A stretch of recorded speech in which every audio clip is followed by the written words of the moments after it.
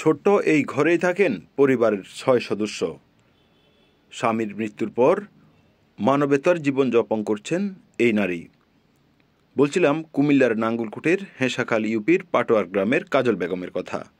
তিনি মানবতার জীবন যাপন করে আসছেন, সমাজের বিত্তবানদের কাছে সাহায্য প্রার্থনা করছেন। বলতে আমি বাবারে এই পর্যন্ত বিধবা উচিত পর্যন্ত আমার এই একটা মেয়ে আছে। আগে আমার এই মেয়েটা আমি মনে করেন যে এই পর্যন্ত পড়াইতাম লেখাইতাম পারি না টাকা পয়সার কারণে। এখন মনে করেন যে মাদ্রাসার মেয়েটারে আমি পড়ানি দিছি আজকে কয়েকদিন। এখন মনে করেন আমি মনে করেন সরকারিভাবে আমি কোনো কিছু চাল ডাইল আপনার টাকা পয়সা কোনো কিছু আমি পাইতে আসি না, আমার কোনো কিছু দিতে আসে না।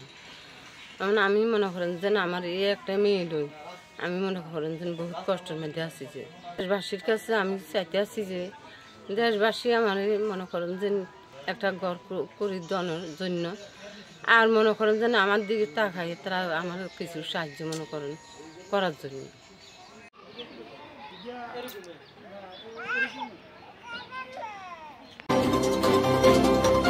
বর্তমান টিভি।